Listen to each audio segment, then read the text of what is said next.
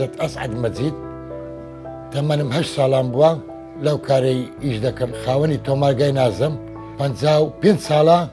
هەلا ساڵیەوە لەوی شەرەکەم حتى ئێستا ڕۆژانە دێمە قەڵا بۆ پاراستنی ئەرشیپی مۆسیقای کوردستانی بەیانی سعات 9 دوکانی دەکەمەوە حتا سعات 6 ئێوارە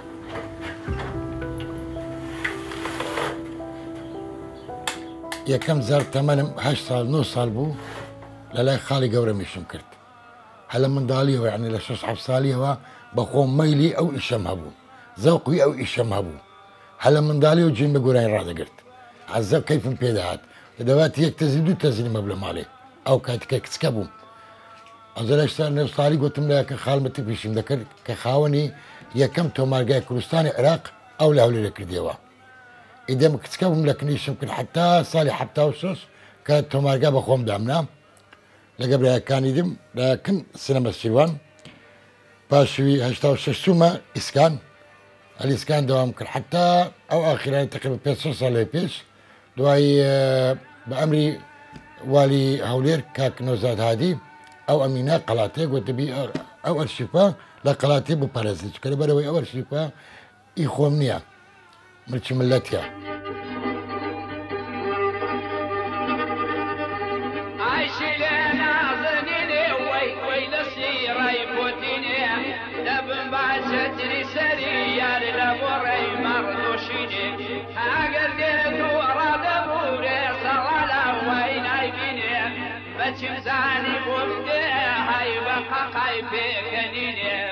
کاتی خۆی حەفت شەریکاتە عێراق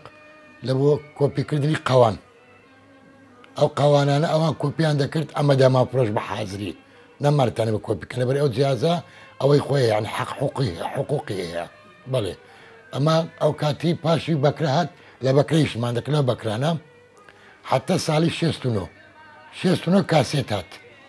ئەو کاسێتی کچکە پاشی کاسێتی کچکە ساڵی 2000ەکان بووە سیدی ئەو گۆرانی بێژەکانی قەدیم مەسەلەن ئەیسا بەرباری بوو محەممەد عارف بوو مشکۆ بوو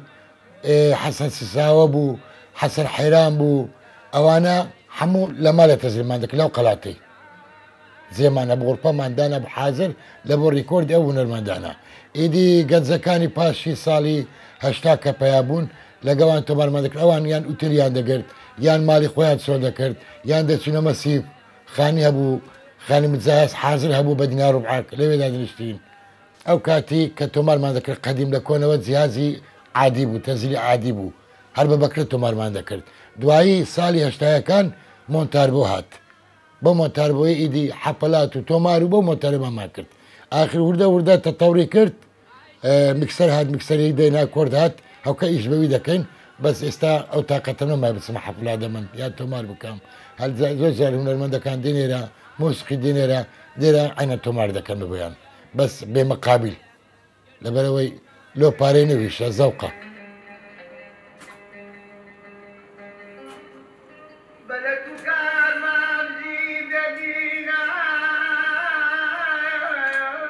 ئەو دەنگانەی ئەو هونەرمەندانەی